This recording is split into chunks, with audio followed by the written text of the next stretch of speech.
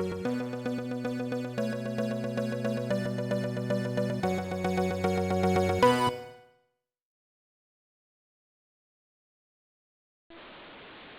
once again, you controller fanatics, and today I will be reviewing the Tier 1 PS3 controller for first-person shooters. If you want to see a review of another PS3 controller, there will be a link down in the description below, as I can't be bothered to put a link on the screen.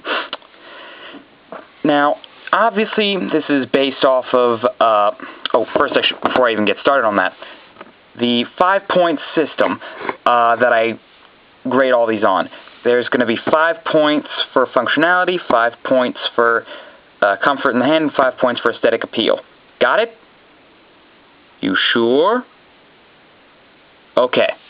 We're looking at the Tier 1 controller for first-person shooters for the PS3. I already said that. Well, I'm going to say it again. I'm going to say it again before the end of this video, too. And, all this white, including the white background, is really throwing off the balance on my camera here. Let's see if we can fix that.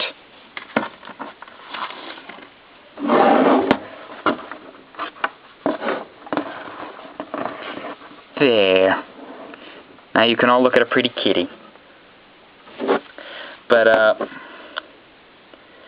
this is quite obviously based off of the Xbox 360 controller, or the Xbox One controller, now that I think about it, just from looking at the overall shape. It's got tournament sticks, which are really useful, because they've got a high grip.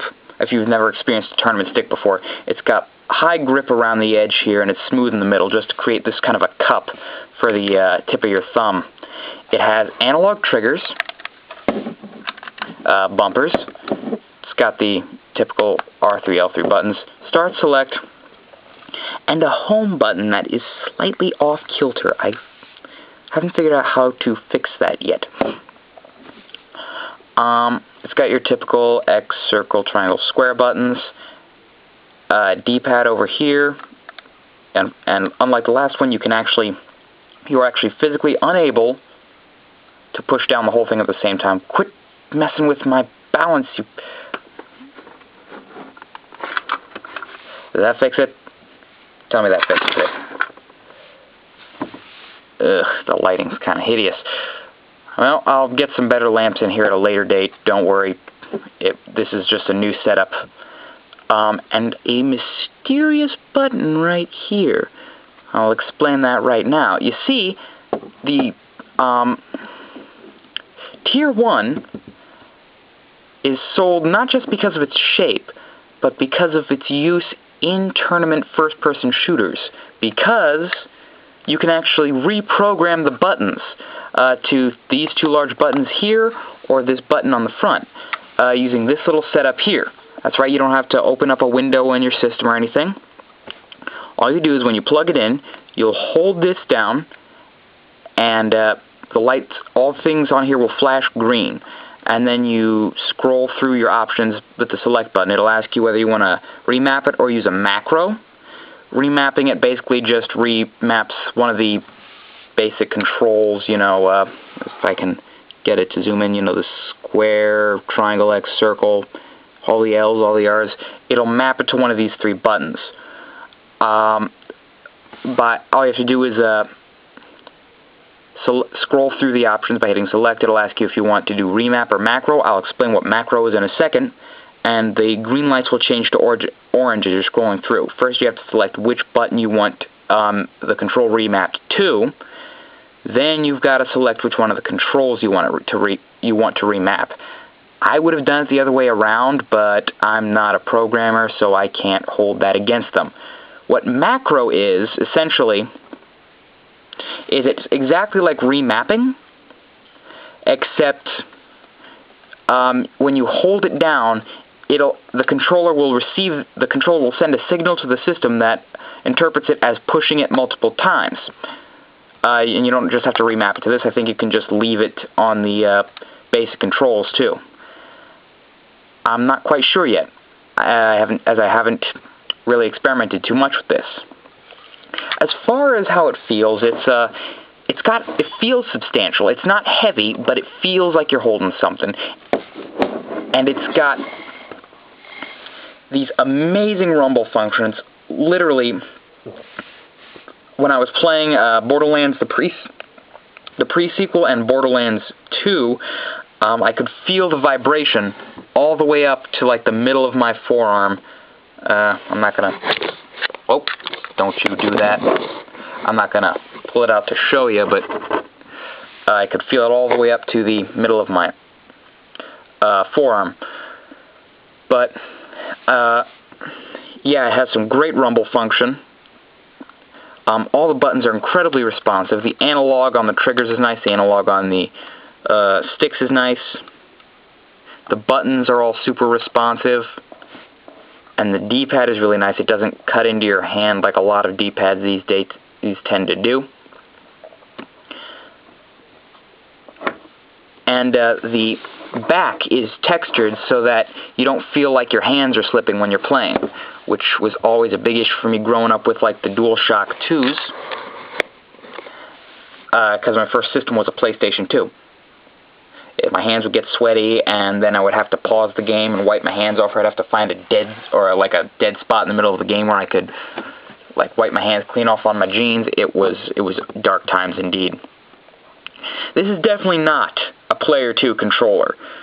Sorry, Player 2s of the world, but yeah, if your friend has this one, he's most likely going to be using it.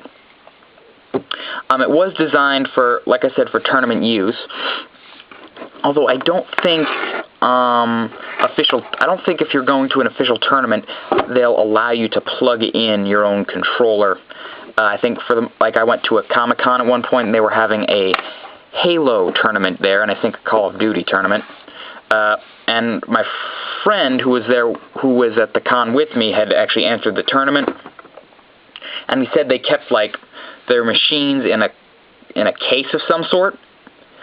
I was too busy watching the Yu-Gi-Oh tournament at the time to see it for myself. So I don't think they'll allow you to plug in your own controller, which is a shame, because I trust a wired controller more than I trust a wireless controller, and let me explain why I trust those more. The wired setup, there's less chance of interference or disconnecting with the machine. It tends to be a lot more responsive, at least in my experience. And if your brother's walking by and you're really annoyed with him, you can pull on the cord and it creates a cool tripwire. As far as it looks, it's very nice looking, obviously based off of the Xbox One controller, now that I really have had a look at it. And it actually comes in 3 colors.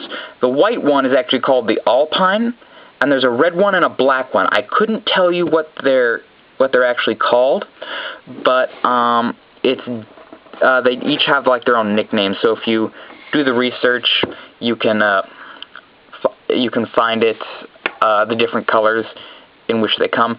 I would recommend just getting the white one, because when it's white, for some reason, it doesn't show as much general filth on it.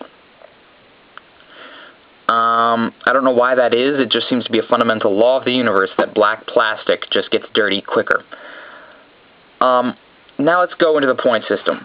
For functionality, I've used this on my computer and on my PS3, on the PS3 the family PS3 really, and it works great on both of them. 5 points, unless you're playing a game that requires unless you're playing a game that if you're going to use a gamepad on the PC, it requires an Xbox 360 controller. But in most events, this will work. I'm going to give it that 5. I'm going to stick with it. Comfort in the hand. 5. Based off the Xbox One controller, it's gonna be comfortable. You're not gonna get cramps. It's got tournament sticks, so you don't feel like your hands are in danger of slipping. And the way the triggers are molded, they fit the index fingers really nice. Just the way everything is molded is meant to fit your hand. Aesthetic appeal. Let's see, I did functionality, aesthetic appeal, and yeah, comfort in the hand. So overall, this gets an overall score of 15. A perfect score. First one on this setup. I would recommend buying it if you can find it. I got this one for $30, and compared to a lot of other controllers out there, that's pretty cheap these days. Well, not cheap, but it's a reasonable price. So if you can find it and you have the money, definitely pick it up. I got mine at GameStop, although I'm sure that if you looked online, you could find one in good condition. Third-party controllers like this are a rarity, and they really deserve to be in the spotlight. So yes, definitely buy it. I would like to thank you for watching, and until my next controller review, this is ElChizzo signing off.